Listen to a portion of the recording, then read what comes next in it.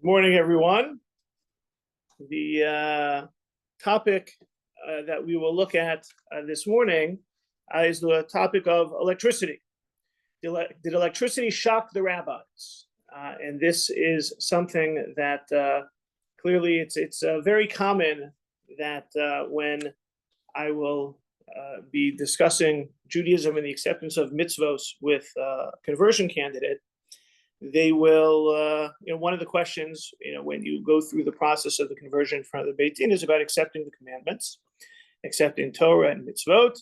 And the way the conversation goes is that there's often then a delineation between the easy and the hard mitzvahs. The easy mitzvahs are a category based upon the punishment for the mitzvahs, not in terms of how easy they really are to observe, but there is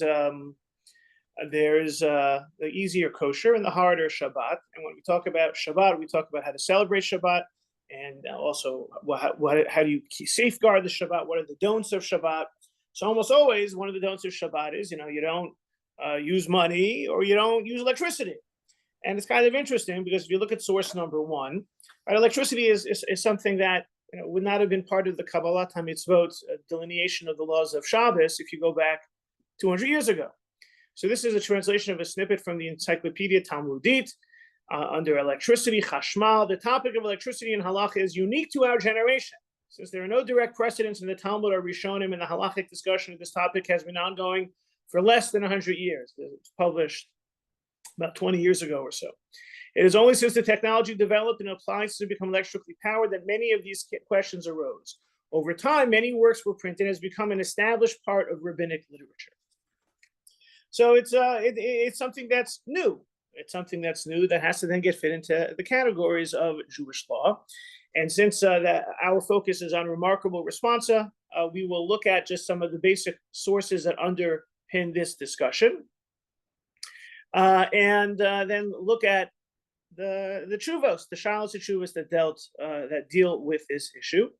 Now, last week we looked at bat mitzvah. We were able to look at some sources that go back a couple hundred years.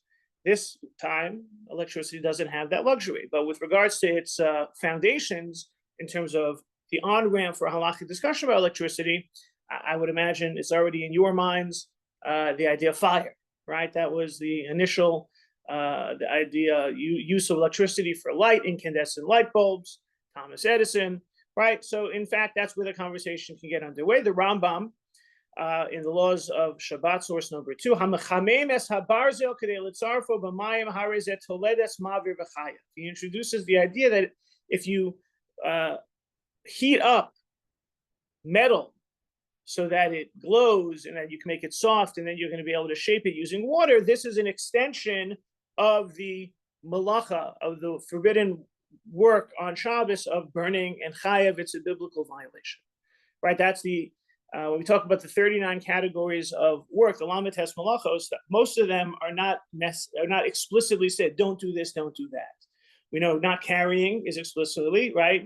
People can't go out, go say to Ishim Kamo, B'yom Shabbat. You don't go out on Shabbos, so that's the idea of not carrying or into the public domain. And lo sivaresh b'chol moshvosechem b'yom haShabbos. You shouldn't kindle a fire, a flame in your homes on Shabbos. And of course, there's the idea that is that if you understand this literally, it just means sitting in the dark and the cold. That's another discussion, but you're not allowed to kindle a fire. So the Rambam says it's not just striking a match or burning wood, but it's also burning metal to the point that it glows, and this is a biblical violation, right? So the incandescent light bulb that has a filament that glows, that's exactly what the Rambam would be describing. Even though the Rambam didn't live to see it, that is an extension of burning, and it is a biblical obligation. However, right from the get-go, the Ravid, right? The Ravid is the major protagonist of the Rambam, who's not shy. Amar Avram, Hamachami Mesabarzel, Mitzar for Mayim Inu Mechava. It's not mechabe. It's not the idea of firing it and then making it glow and then having it not glow. This is not that type of violation. It's not part of mavir. Aval hu make bepatish shegomer es chisumo. Right, you're creating something, right? You're not lighting the metal to glow so that it glows. You're heating it so that you could shape it. So this is not about the burning. This is about making something, and that's a different violation. That's makeh b'patish, at the final hammer blow, about finishing something. And therefore, it's not chayav. This is not chayav is a language that you're liable. You're liable for biblical violation. That's not the case here, because this is only rabbanon. So if we're going to make the case for the discussion of electricity, and certainly with the incandescent light bulb being something that's burning, the Rambam would say pretty clearly it's burning. The Rabbis says not so simple. Why are you burning it? Why is it glowing? Is it glowing for fire? Is it glowing for another purpose? And I would imagine we could then start having a longer discussion as to, trying to make up excuses as to whether or not this is, when we turn on the light bulb, is it for the fire of the filament, or is it so that we could have light? And what about, of course, electricity nowadays has things that don't involve light or heat, right? We have phones that we have ways of illumination that are not fire and the like. So the idea of rolling out a discussion of electricity starts with this: when you cause something to get hot or illuminate, is it a biblical violation? Is it a separate violation? Is it a rabbinic violation? And if that's the case just with the filament, we can then roll out all sorts of other discussions. Any questions on the concept of electricity, or at least the underpinning, the foundational sources, the biblical idea, is it electricity? Is it fire? Is it something else? Biblical, rabbinic, before we roll into the tshuvos, the responses that start to deal with this.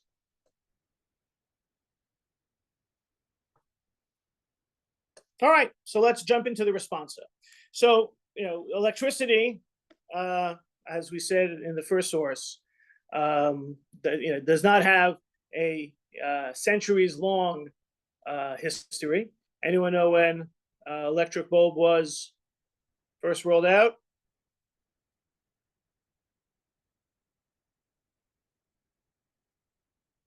Anyone? Anyone want to claim the prize? All right, so the first commercial incandescent light bulb, 1879. All right, now you'll never forget it, because especially we have the lifespan of the rabbis that we're looking at. Rabbi David Tzvi Hoffman, 1843 to 1921. He was confronted with an incandescent light bulb in Germany, and he said, the pasuk, one may not create a fire in Shabbat in all your dwellings, describes the prohibition against creating fire of any sort. Current flowing through a filament and causing it to glow creates fire, despite the absence of a flame. And regardless of whether that which is on fire is consumed, right? Usually fire consumes its source. Technically, the filament isn't really getting consumed immediately, at least. Rambam's assertion that heating a metal is prohibited because of burning only proves this rule and was not intended to limit it. Rabbi Tzvi Hoffman says, straight line, biblical verse, no kindling a flame. The Rambam says heating metal is a biblical violation. Light bulb, open and shut case. We're done. Electricity, at least as it was being observed, utilized at the end of the 19th century, biblical violation. So, how this then can get expressed in terms of practical use, became kind of an interesting question, because, similar to the way questions get asked nowadays when you're in a hotel and you can't light Shabbos candles, that question came up then as well. That question came up there as well. So Rabbi Yitzchak Shmelkes, who author of the True Response of Beit Yitzchak, you see he's a older contemporary of Rabbi Tzvi Hoffman, 1827 to 1905. He was then the Avarim Yachol Levarech al gas licht or al elektrische licht. He was asked, can you light electric Shabbos candles? Near Lefinas Deati, the Yachol Levarech v'yotzei de chovas hamitzvah. Sure. Lahadlik ner shel Shabbos. Electric light is lahadlik ner shel Shabbos. It's a candle. It's burning. Then he goes on to make a distinction. Achli inyan halakas ner Chanukah. When it comes to Chanukah, eino yotzei. Right? He says you can't use electric. He also says you can't use gas lamps, and that's a separate discussion. But it's a similar rationale. But why can't you use electricity? Why sheshemen zayis mitzvah min hamucha?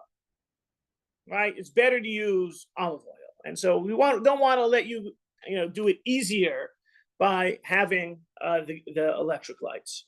Also, kiven the shenazim mahalik b'chol yemos hashana lo have nisa. So also, flipping on a switch is how you normally have illumination the rest of the year. We don't want you to do that for Hanukkah. Hanukkah has to be Pirsumei Nisa. Hanukkah has to be something special. So that becomes something of that diminishes from the Hanukkah lights. And he goes on to quote the Ramah that when we light our Hanukkah lights, we have to make sure that people know it's Hanukkah lights. And this comes up that if I've mentioned before that sometimes when students in a dormitory all light on one table, one window, you can't tell what night of Hanukkah it is. You can't even tell if it's Hanukkah. It's like this giant illuminated table. And there are those rabbis who say that people shouldn't light there because it's not noticeable. So Rabbi Shmelka's basis first starts by saying electricity is fire.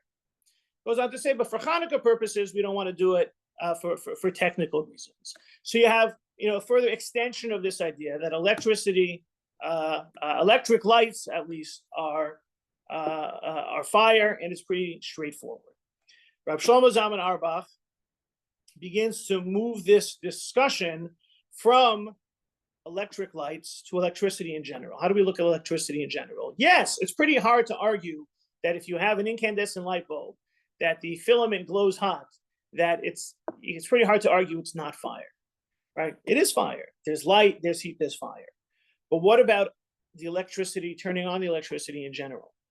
Right, and this has a bit of a side discussion that if the electric lights are fire, we're saying of course Shabbos you're not allowed to start a fire, but on Yom Tov you are allowed to have a fire if you're lighting from a pre-existing flame, right? And some of you may be thinking that there's this idea that electricity, you can turn on electric lights on Yom Tov, and that idea does exist and has been mentioned and was practiced in some communities even to this very day. It's not very commonly accepted, and I think it's going to be part of our, as we begin to unpack electricity in general. The idea is, because, electricity is complicating from a halachic perspective when it's fire, but what about when it's just electricity? What about if it's just the current that operates things that don't have light or heat? And so this was something that became more of an issue and began to become unpacked. Not necessarily, as Hirsch mentions, the LED when there's no heat, but also in terms of the idea of electricity in general. We may look at a couple sources soon. What about electricity on Shabbos? Right? Forget about turning on your lights, which you can't do. But what about using the electricity that's generated on Shabbos, or the electricity that goes through the power plants on Shabbos? We discussed this a couple of years back in terms of the idea of kosher electricity. And how in some neighborhoods, Orthodox neighborhoods in Israel, they use generators on Shabbos and don't use the electric supply. And there's a whole discussion about that. So that began to become more unpacked in the first half of the 20th century.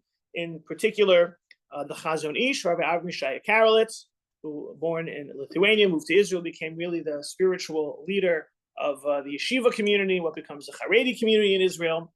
And then Rabbi Shlomo Zalman Auerbach, who was coming from that world, born in Jerusalem, was a major Talmud Chacham and kind of a student of the world of the Chazon Ish. Chazon Ish passed away in 1953. Shlomo Zalman Auerbach passed away in 1995. And so for initially, the Chazon Ish addressed the idea of electricity, and Shlomo Zalman Auerbach quotes him in source number 5, that Od yesh bazeh mishum tikun mana. He says that in addition to anything else that's problematic about the items, that electrical apparatus, tikun mana, you're making something.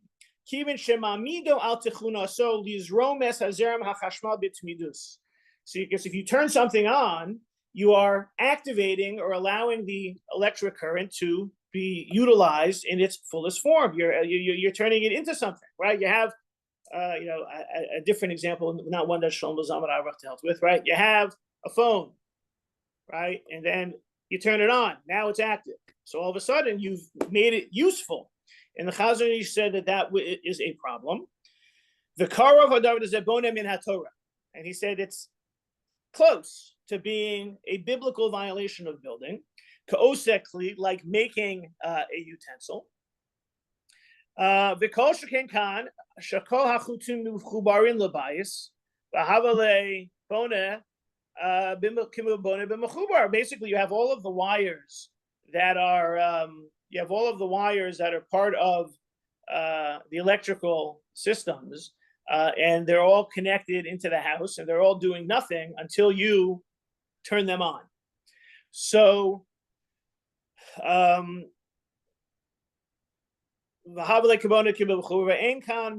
that was the quote of the Chazon Ish. Right?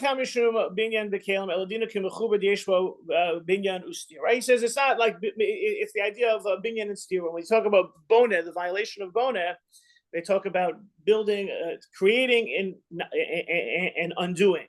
And you really can't create until you create something that can be undone. And that's what you've done here. You have a system that's not operative, and you flick it on that it becomes operative, that it can be flicked off, and then it becomes undone again. And that was the Chazon Ish. So for Chazon Ish to look at this as turning into something functional, it's pretty hard to use anything that has electricity or anything that has current, because if you're the one who makes it from inactive to active, from inoperative to operative, he sees this as being directly linked to bona, and doesn't matter if there's light, if there's heat, if there's anything else you've created something that can be turned off, and therefore it's a violation. And he says this is actually a biblical violation. So that's the Chazon Ish, as quoted by Rav Shlomo Zalman ben Auerbach. We'll see Rabbi Shlomo Zalman ben Auerbach has a different view himself. Next up, in understanding this, so Rabbi Herschel Schachter from Yeshiva University has an article where he talks about this issue. When he talks about it, the article has to do with activating magnets and the like, and the suggestion was that this was a rabbinic violation of boner makeh b'patish, of finishing something, and he says that he quotes the Chazon Ish about halfway down the brackets. He says that this type of finishing of a mechanism from inactive to active, from inoperative to operative, is makeh b'patish d'oraisa. He says, he says that the Chazon Ish, this is Rav Herschel Schachter, so writing contemporary times, that even though the Chazon Ish said this was a biblical violation, that he says that really hasn't been accepted, and it's a rabbinic violation. Now, when it comes to practical activity, biblical rabbinic, if it's forbidden, it's forbidden. However, as we will see, that when you encounter extenuating circumstances, then whether it be for someone who not pikuach nefesh, but someone who is ill and in need of some type of treatment or needs some type of assistance, we can sometimes be lenient in operating or violating rabbinic violations. In terms of just a straightforward example.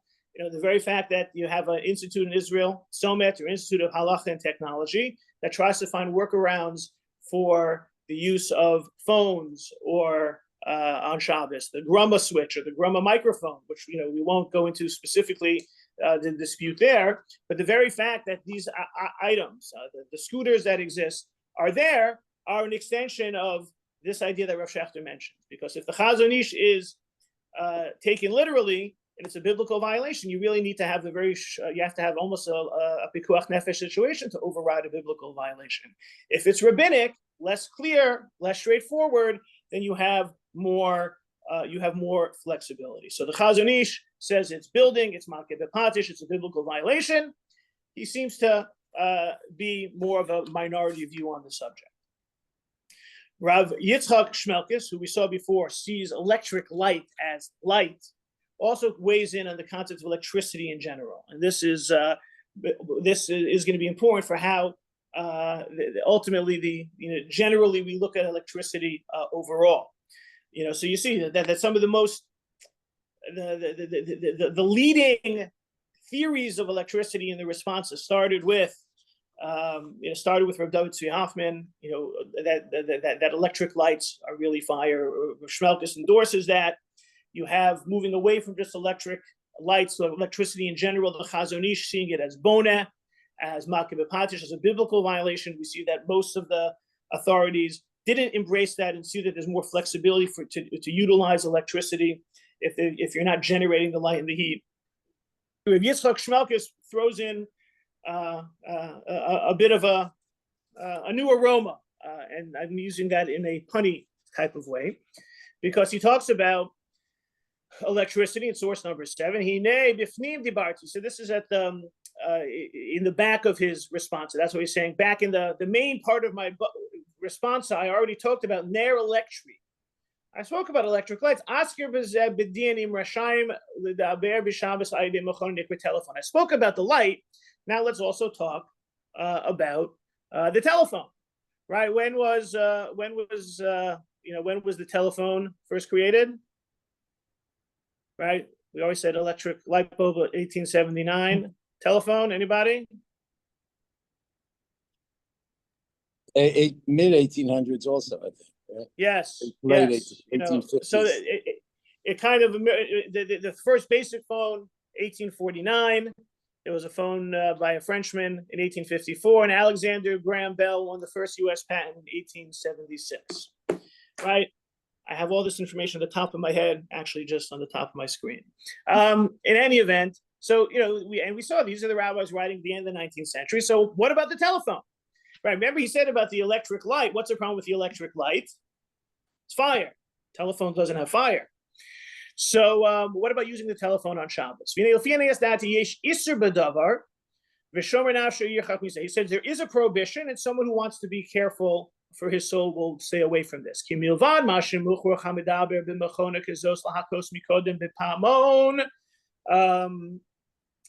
Besides the fact you have to ring the bell in order to get this process going, right? To call someone, you're going to cause the bell to ring.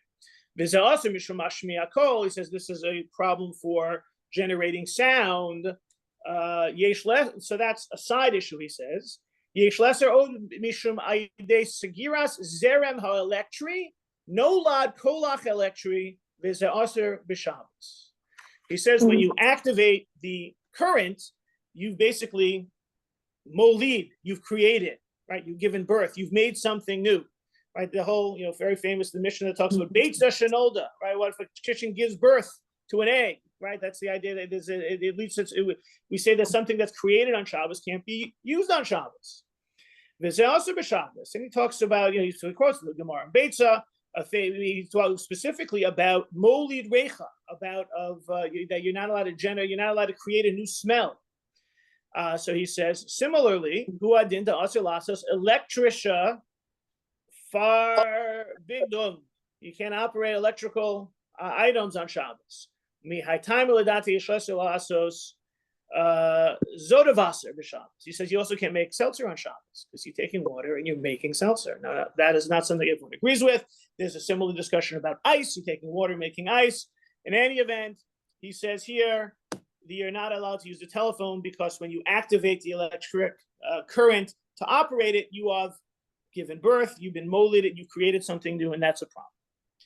And so Chazon Ish looked at electricity as biblically problematic from building. That seems to be rejected as the dominant approach. And maybe it's building from a rabbinic point of view. Rabbi Yitzchak Shmelkes introduces this as another biblical violation of molid. So Rav Shlomo Zalman Auerbach, and we said he's he's addressing this in the early half of the 20th century, and he's commenting on in Chazon Ish. So when he talks about electricity, and so again, we're now away from lights with heat and light illumination. We're talking about electric items in general. He says you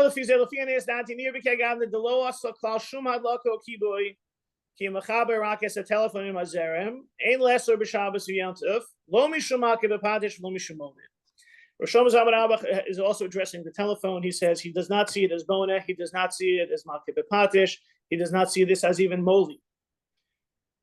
He does say,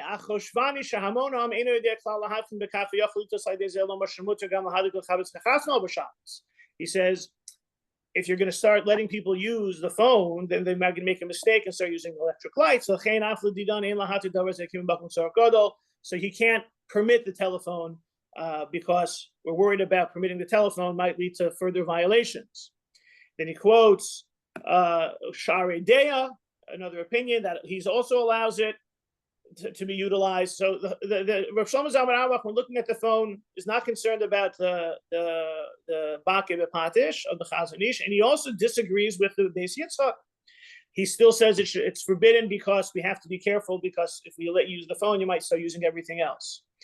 But he then concludes, Ach ma'aseh shekvar horizakin v'agon by Yitzchak Shmelkis b'shal shu es Beis Yitzchak al davar a telephone and mutal davar b'Shabbos. What can I do? Rav Shmelkis said it's forbidden, and he says he talks about molid reicha ad kan l'shono, and then he says at the end v'hadavar tzarich hachra. It requires a final determination. Rav Shlomo Zalman Auerbach finds it very hard to categorize a biblical violation of electricity or using electric items that don't have light or heat. Maybe if sound is the issue of hashmas kol. However, he is deferential to the earlier response of the Beis Yitzchak, who said not to use the phone, and therefore he's not going to permit the phone. But he leaves open, again, the possibilities that we saw that open up leniencies when there's when there's a need, like we said before, those who are sick, not death, life-threateningly sick, but sick and need assistance. Other situations, we can be lenient on the electricity. For example, having non-Jews turn things on. Because Amir La'akum, telling a non-Jew to do something on Shabbos that we can't do is a rabbinic violation. So it's rabbinic.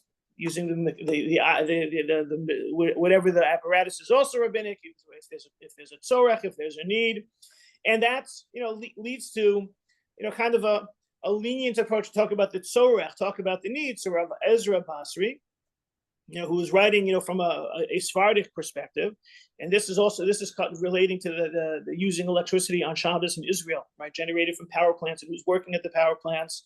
He starts off by saying, my view, which had anyway inclined towards permitting the use of electricity on Shabbos, was strengthened after a meeting that was arranged by Israel Shifra at the Ashdod power plant, in which we went over the entire process of generating electricity in Israel. It became clear to me that the Achronim have written in their books about this process does not correspond to the present-day reality, which has more reason to be lenient since all actions are automatic, right? No Jews work in the actual generating process. But you notice he says he's always inclined towards permitting the use of electricity on Shabbos.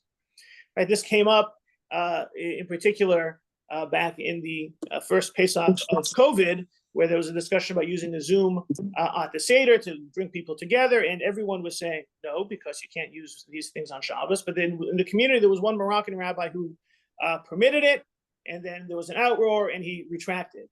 And that's coming from the school of thought, Rav Ezra Basri and others, that, again, use of electricity on Shabbos, they're inclined towards permitting.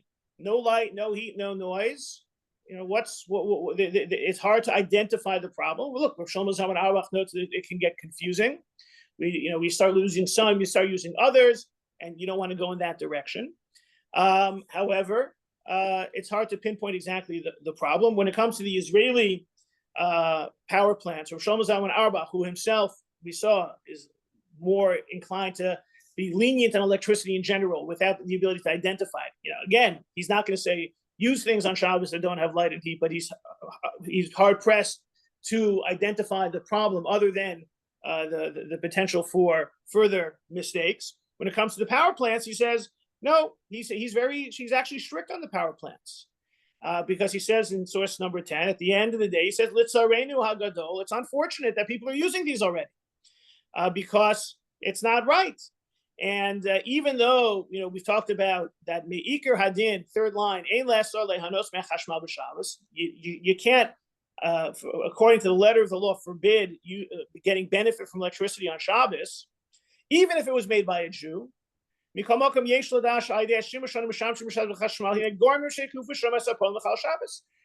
lead that our using electricity on Shabbos may lead to Jews having to violate Shabbos to generate their electricity. They have to get to the plant. They have to operate the plant.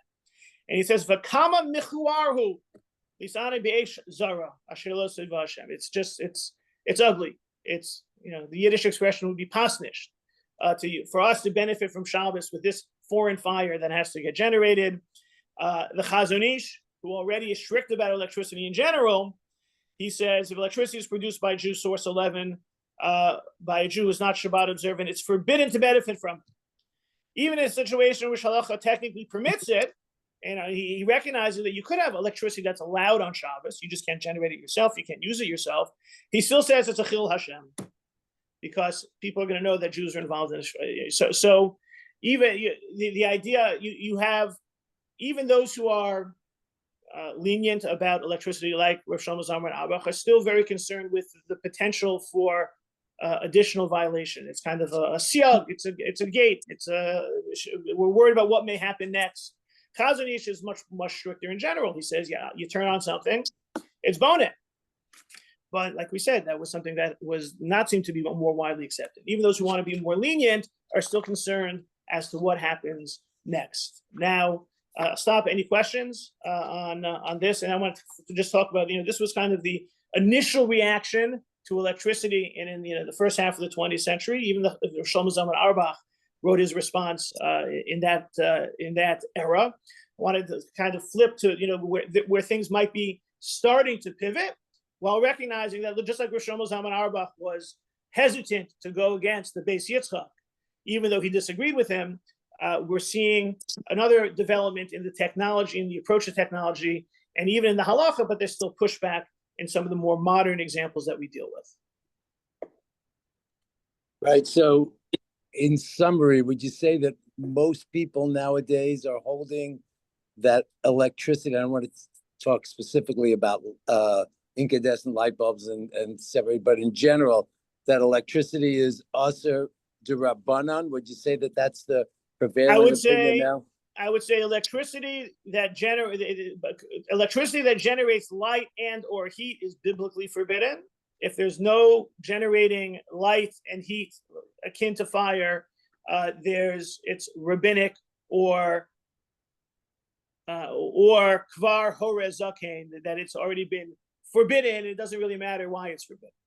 Okay, thanks. So you take your cell phone. Now your cell phone, if again absent the the cell phone starts operating, that could be bonim midrabanan. Could be, if you take that approach. There's illumination, but it's not illumination that comes from burning anything. So it requires a different categorization. Again, the Rav Shlomo Zalman Auerbach would say he's hard pressed to identify what the specific prohibition is. However, if I'm allowed to do this, what else will I start doing? And since you have the Beis Yitzchak who says that's that you now infuse something new, molid. It's interesting, the Rav Shlomo Zalman Auerbach relies on the molid malacha. Right? He stays away from havara, burning, because there's no burning on things other than an incandescent bulb. He stays away from the bonet of building makeh b'patish of the Chazon Ish, which he's also disagreeing with, but he harkens back to perfuming, molid recha, making ice, making seltzer. Not necessarily, he disagrees, but that's where he harkens back. Of the three malachos that end up being part of this conversation, he harkens back to the one that seems to be least compelling, only because it's different than the other two. Of course, you could always introduce it's uvda d'chol, it's a weekday activity, but we're not talking on that level about the spirit of Shabbos. We're talking about the law of Shabbos. So, as technology has advanced, and you enter now into situations where using or activating electricity sometimes has little to do with our own specific control, even if we're the cause. Case in point, you're walking by and you activate someone's light. Right, that will be the example we use as a sprinkler. There are all sorts of examples. By the way, you open your refrigerator, temperature goes up. Eventually, the motor will operate, to cause to make the temperature go back down. These are all, you walk into a room and you have a thermostat. These are all issues that we trigger electrical activity in ways that they were not thinking in 1879. They were not thinking in 1950. The refrigerator issue was a major one in the beginning. There are all sorts of ways that we trigger things in ways that we don't think of, don't want, and sometimes have no choice in. So, for example, the motion sensor light was one that started to get discussed, when these became more prevalent. And it's questions, well, do I have to go out of my way not to walk by? Am I allowed to trigger? Some of these places depended on where you lived and what the apparatus was. When I lived in Manhattan, the question was stairwells. It used to be the stairwells always had to be lit for emergency purposes, but then all of a sudden they came up with motion activated lights. So you didn't have to keep the lights on all the time, and they'd be activated when people enter the stairs. So can you live in a building on Shabbos, leaving aside the elevator issue, which also is part of this discussion, but if you don't want to take the elevator, but when we take the stairs, you're turning on the lights. And what does that activate? So the lights were generally not incandescent bulbs, so it's not a biblical violation. And if activating electricity is a rabbinic at best violation, and you need to, so there's room for a conversation. And so in particular, when discussing from a halachic perspective, different views are mentioned, because a lot of rabbis dealt with. In particular, Reb Shmuel Vosner dealt with this issue, the motion sensitive lights. And Reb Shmuel Vosner he lived a very long life. He died at 102, but he was, very prominent even, after the passing of Rosh Shlomo Zalman Auerbach. He became kind of, he inherited the mantle of senior rabbinic authority in Israel. He's from Bnei Brak, and he wanted to know, source 12,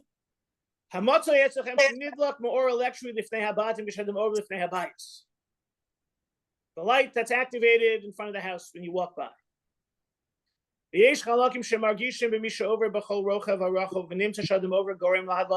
we make it go on, right? So some people think that you have to, go crisscross and go everywhere so you don't activate it. There's no problem walking in front of a house that has this. Al kalpana meikar adin, from the letter of the law. I mentioned elsewhere, to violate the violations of work on Shabbos requires action. And it also has to be intentional action. Right? It's only a biblical violation if you do something to violate Shabbos and you intend to do it that way. And that's why, for example, the case that comes up if you're somewhere and you use the restroom and you finish using the restroom, you accidentally turn off the light. Now, many people, what's their first reaction? Turn it back on so nobody knows you turned it off. Now, that's not right, because you turned it off. It was an accident. So at worst, it was an accident. It was not meleches machshavos. I didn't turn it off, but when I turn it back on, I thought about turning it back on. So Rav Vosner says, very succinctly, when it comes to violating Shabbos, it has to be an action and it has to be an intentional action. But if you have a thought, machshavos b'li malacha, if you think to do something but there's no action involved in it, there's no malacha that happens with it, hamitzarefes l'zelo asra Torah. If you intended to do something but you didn't actually do the action to violate Shabbos, the Torah doesn't forbid it. Right? So when I walk by, I turn on a light, but I wasn't thinking about turning on the light. So that's not a Torah violation. Certainly,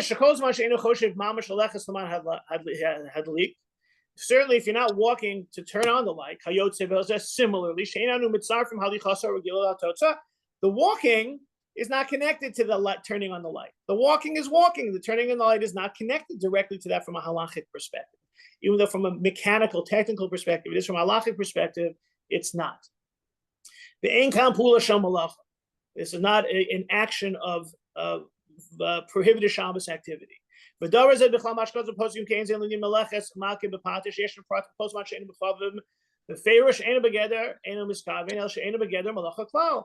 not, we see something similar. If you're putting something together, if it's not intentional, it's not considered a violation of the malacha. We'll move on. Of course,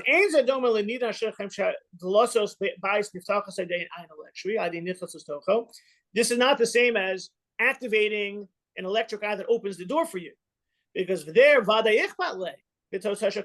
there you're walking in towards the door so that it opens. That you may not want that, but you can't get it. But you're walking towards the door to get it open. But walking past the light, your walking is not halachically considered part of turning on the light, even though your actual activity did so. So, you're now entering a different era of electric operations that he's basically allowing you to walk, even though you're going to be activating the light. You want to avoid it, you can avoid it, because even though you want to walk in this direction, your intentional walking in that direction, which does turn on the light, is not considered halachically connected to turning on the light. And this kind of opens up a whole host of other things. Maybe one example we can talk about, before looking at source 13, which was a major difference, has to do with, for example, they talk about nowadays you have automatically flushing toilets, and they're motion activated. And so you're standing there and you move away and the toilet flushes. So technically you've moved away and now you've caused the toilet to flush. So, Rabbi Josh Flug summarizes one approach to this in source 14. Many public restrooms are equipped with hands-free flushing systems that are equipped with motion sensors. If there's no other restroom available, it's certainly permissible to use one with an automatic flusher, because one may violate rabbinic prohibitions in matters relating to covenant brios. So he moves away from Shabbos and says it's a human dignity issue. You can't stand in front of a urinal all day long. The primary question is whether when we use a public restroom, in a case where there's not an automatic restroom available, less convenient location. You have to use the restroom. The closer one is motion sensitive, and or you got to go find one further away. It is arguable that in general, this is a case of psik reisha de lo nichale. Your action is not something that you want. Since the result is only rabbinic in nature, since the activation of the electric flushing is only rabbinic, because we said there's no biblical violation of that use of electricity. According to some poskim, it would be permissible to use the toilet. You can use it. So source 15 provides another way around this.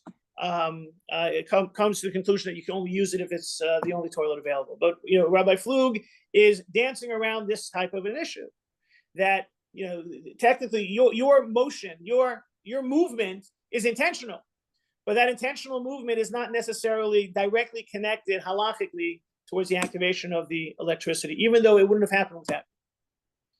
And so this starts to introduce another way of looking at the problem with electricity, and that it's only when there's a direct correlation and causation between your intentional activity and the activation of the electric object. And this was extended even further, and this is really in the last 15, 20 years or so. You see source 13 is from 57, 77, so that's less than 10 years ago. There was a discussion about using magnetic doors and digital ID cards, right? I think it's called RIFD, something radio, something. Not the keys that you slip into the slot and the light goes off and the door opens, but you put the key next to the electronic lock. Sometimes there's a light, sometimes not, but then you hear it unlock. It's some type of frequency. So Rabbi Eli Reif, and he wrote with another colleague, and this was a very widely written about issue in Israel at this time. Really takes this discussion of Rav Wosner and the walking past the light, the motion sensor, as well as the way the flushing systems are activated by your moving away, and that's also using electricity. The fact that you don't want it, and that the action that you're engaged in, although intentional, is not directly activating. It's indirectly. It's part of the way the mechanism is set up to basically permit those keys from being used. We'll just look at the end, source number 13, when he talks about these electric apparatus, right, that are different from the old style electric things. You're not violating any of the 39 categories of malacha when you're putting the key in front of the door lock. And there's no light, assuming that he's talking about ones that don't have a light. Or right, you're not turning anything on or off. He's like, it's not like even walking into a room where your presence is going to lead to the turning on or the off of the air conditioning or the heat. If there's any activation or deactivation of any electronic circuit, it's open and shut very quickly. Right? You haven't done it. It's like, click, it's done. You don't even, you put the key there, your action is there. And again, here there's more intention in your action to get into the outcome. But there's no biblical violation. You're not turning on a switch in a classic sense of the word. You're just holding a key in front of a lock, and it's open and shut on and off very quickly. Not biblical. At most, they're rabbinic concerns. And I don't even see any rabbinic violations. He